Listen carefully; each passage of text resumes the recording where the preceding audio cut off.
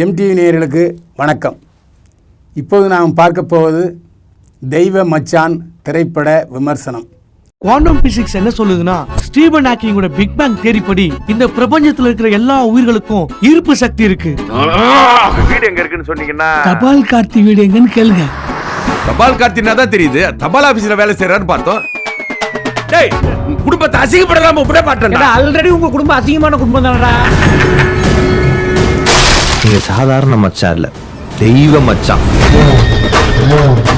தெய்வ மச்சான் படத்தில் விமல், நேகா, அனிதா சம்பத், வேல ராமமூர்த்தி, பால சரவணன் மற்றும் பலர் நடித்திருக்கிறார்கள். காட்வின் இசையமைக்கிறார். அலெக்ஸ் ஒளிப்பதிவு செய்திருக்கிறார். மார்ட்டின் துரை கதை திரைக்கதை வசனம் எழுதி இயக்கியிருக்கிறார். உதயகுமார் தயாரித்திருக்கிறார். விமல் அந்த ஊரில் ஒரு எலக்ட்ரிக்கல் ஷாப் வச்சுருக்காரு. ஆனால் அவர் எல்லாரும் தபால் கார்த்தி, அவர் பேர் கார்த்தி என்று சொல்லுவாருங்க. ஆனால் தபால் கார்த்தின்னு சொன்னால் அவருக்கு கோபம் வரும். அதுக்கு காரணம் படத்தை பார்த்து தெரிஞ்சுங்க. விமலுடைய அப்பா பாண்டியராஜன், அவருடைய தங்கை அனிதா சம்பத்து திருமணமாக இருக்கார். மாப்பிள்ளை தேடுறாங்க.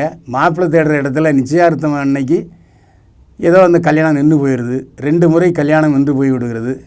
3ஆம் முறை கல்யாணம் மாப்பிள்ளை வர்றாங்க. மாப்பிள்ளை வந்த இடத்துல ஆடுகளம் நடையனுடைய தம்பி 52 வயசுக்காரன் 18 வயசு பொண்ணை எப்படி கல்யாணம் பண்ண முடியும்? துரத்தி அனுப்பிடுறாங்க. அந்த பொண்ணை நீ யார் கட்டி விடுக்கிற பாரு அப்படி என்று சவால் விடுகிறார் ஆடுகளம் நரேன். இதனால் ஆடுகளம் நரேனுக்கும் விமல் குடும்பத்துக்கும் ஒரு பகை இருக்கிறது. இதுக்கிடையில் இது ஒரு நோய் இருக்குது நம்ம விமலுக்கு. என்ன நோய்னா, அவர் தூங்கும் போதெல்லாம் வேலராமூர்த்தி ஒரு குதிரையில் வந்துட்டு சாட்டையை சுழட்டி, உங்கள் அம்மா செத்து போயிடுவாங்க, இந்த கல்யாணம் நின்று போகும், மச்சான் சாவ போகிறாருன்னு சொல்லி அருள் வாக்கு சொன்ன மாதிரி சொல்லிகிட்டு இருப்பார். ஆனால் அது நடந்துருக்கும். ஏன்னா வேலராமூர்த்தி கனவில் வந்து சொன்னபடியே விமலுடைய தாயார் மண்டையில் அடிபட்டு இறந்து போவாங்க. அதே மாதிரி கல்யாணமும் நின்று போகும். இதனால் பயந்துக்கிட்டே இருப்பார். 4வது வர்ற மாப்பிள்ளை துணிச்சலான மாப்பிள்ளை. ஏன்னா அனிதா சம்பத்தை அவருக்கு ரொம்ப பிடிச்சி போச்சு. அம்மாக்கிட்ட நான் இவ்வளோ தான் கல்யாணம் பண்ணுவேன்னு சொல்லுவார். ஆனால் அந்த சமயம் பார்த்து ஆடுகளம் நரையனுடைய அடியாட்கள் சதியின் காரணமாக மின்சாரம் துண்டிக்கப்படுகிறது. ஐயா சகனம் சரியில்லை, வாப்பா போவோம் அப்படின்ட்டு மகனை இழுத்துட்டு போக நினைக்கும். ஆனால் விமல் சொல்லுவார், இதெல்லாம் மூட நம்பிக்கைன்னு சொல்லுவார். அதேமாதிரி மாப்பிள்ளையும், இல்லைம்மா நான் கட்டினா இவ்வளோ தான் கட்டுவேன், இதெல்லாம் மூட நம்பிக்கை, ஏன் மறுபடி கரண்ட் வராதா என்ன என்று சொல்லி சமாளித்து திருமணத்துக்கு சம்மதி வைப்பார். திருமணமும் நடந்துடும்.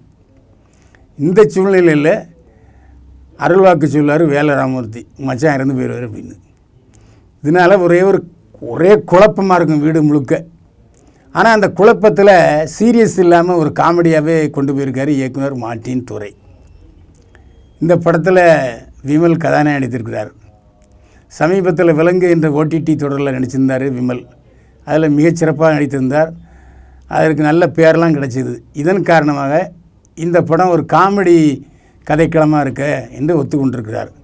இதில் முக்கியமான விஷயம் என்னென்னா, நீண்ட இடைவெளிக்கு பிறகு ஒரு காமெடி ஜானரில் ஒரு படம் வருது. இந்த படம் அப்போது 30 வருஷத்துக்கு முன்னால் பார்த்திங்கன்னா முக்தா சீனிவாசனின் கதாநாயகன் வாய்க்குழுப்பு, 2லும் கதாநாயகன் பாண்டியராஜன்.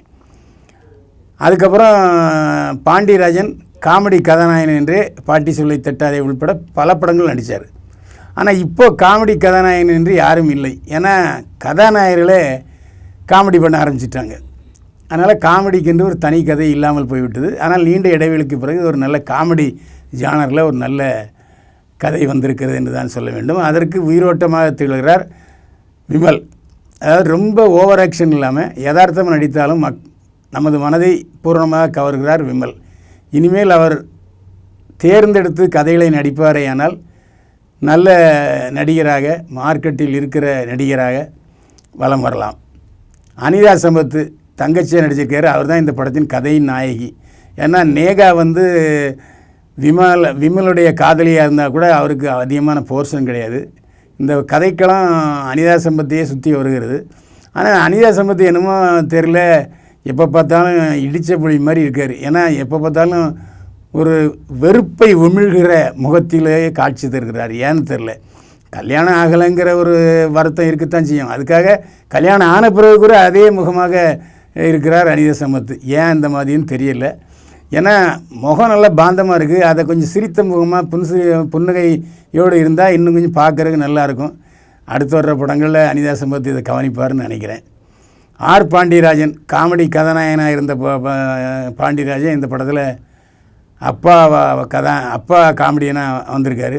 ஓரளவு அவரும் கொஞ்சம் காமெடி பண்ண தான் செய்கிறாரு. ஏன்னா அவருடைய ஜீன்ஸு காமெடி இல்லையா, அதனால் பாண்டியராஜனும் அவருடைய பாத்திரத்துக்கு ஏற்றபடி நல்லா நடித்திருக்கிறார். இந்த படத்தில் வில்லன் வந்து ஆடுகளம் நரேன். இவ்வளோ அகலத்துக்கு பட்டை போட்ட வேட்டி, எப்போ பார்த்தாலும் பட்டு சட்டை பட்டு வேட்டியாகவே வர்றாரு. அடிக்கடி உருன்னு வச்சுக்கிட்டு தொலைச்சி விடுவேன், ஏய் என்னடா பண்ணுறீங்க, தூங்கிட்டாடா இருக்கீங்க அப்படின்னு விரட்டுறாரு அடியாட்களை. ஆனாலும் வழக்கம் போல் வில்லனுடைய தகுடுத்தங்கள் வலைகள் சதிகள்லாம் முறியத்தானே செய்யும். அந்த மாதிரி இதுலேயும் முறியத்தான் செய்யுது. இந்த படத்தில் பாலசரவணன் மிகச்சிறந்த காமெடினாக தன்னை அடையாளம் காட்டி கொண்டிருக்கிறார். பாலசரவணன் விமலுடைய ஃப்ரெண்டு. எப்போ பார்த்தாலும் தண்ணி அடிப்பாங்க, சந்தோஷத்துக்கும் தண்ணி அடிப்பாங்க, துக்கத்துக்கும் தண்ணி அடிப்பாங்க. அந்த மாதிரி தண்ணி அடிப்பாங்க. சமயத்தில் இவர் வளர்றத பார்த்து விமல் கனவில் வந்து வளர்றத பார்த்து, ஏய் பட தண்ணி அடிச்சிட்டு அப்படின்னு சொல்லுவது. பல நேரங்களில் அவருடைய காமெடிகள் வந்து பஞ்சு டைலாக் நல்லா இருக்குது பாலசரவணன். ஏனோ இன்னும் முன்னணிக்கு வராமல் திருசங்க சொர்க்கத்திலே இருக்கிறார். கொஞ்சம் கதைகளை தேர்ந்தெடுத்து நடிப்பார். ஏனால் பாலசரவணன் நல்ல நகைச்சுவை நடிகராக இருக்குது. இந்த படத்தில் அடித்தளம் போட்டிருக்காரு. இதே மாதிரி அனிதா சம்பத்தின் கணவனாக வருகிறவர் முருகானந்தம்னு நினைக்கிறவர் பேர். அவரும் நல்ல கதாநாயகனுக்குரிய கலையோடு இருக்கிறார். இந்த படத்தில் காட்வின் இசையமைத்திருக்கிறார். இந்த படத்தில் பெரிய அளவுக்கு பாடல்கள் இல்லை, 2 பாடல்கள் தான். பின்னணி இசையில் நல்ல வலுவூட்டி இருக்கிறார் காட்வின். அலெக்ஸ் ஒளிப்பதிவு செய்திருக்கிறார். பட்ஜெட் படம், அதனால் பெரிய அளவுக்கு அவர் வந்து செட்டுக்கிட்டலாம் போடலை, சாதாரணமான செட்டு தான். அதுவும் அந்த கிராமத்தில் மறுவீடு செட்டு இந்த மாதிரி போட்டு ஓரளவு அந்த இப்போது கிராமிய படங்கள் வருது இல்லை, கிராமத்து படங்கள், அந்த மாதிரி நல்லா பண்ணியிருக்கிறார் அலெக்ஸ். அவருடைய ஒளிப்பதிவில் குறை சொல்ல முடியாது. அதே மாதிரி அந்த குதிரையில் வர்ற வேலராமூர்த்தி காட்சியும் ஒரு பரபரப்பாக இருக்குது. கனவில் வந்த மாதிரி இல்லாமல் ஒரு பரபரப்பாக இருக்குது. பயப்படுத்துகிறார் வேலராமூர்த்தி. இந்த படத்தில் கதை திரைக்கதை வசனம் எழுதி இயக்கியிருக்கிறார் மார்ட்டின் துரை. அவர் வந்து கிளைமேக்ஸில் ஒரு நல்ல ஒரு பாடத்தை சொல்லியிருக்கிறார். அந்த பாடத்தை சொல்லிட்டோம்னாக்கா உங்களுக்கு சஸ்பென்ஸ் உடஞ்சிரும். இருந்தாலும் சொல்கிறேன், மது விலக்கு எப்போதும் நல்லது. அதாவது தண்ணி அடிக்க குடியை கெடுக்கும் என்று அந்த பிராண்டி பாட்டில் மட்டும் எழுதிடக்கூடாது.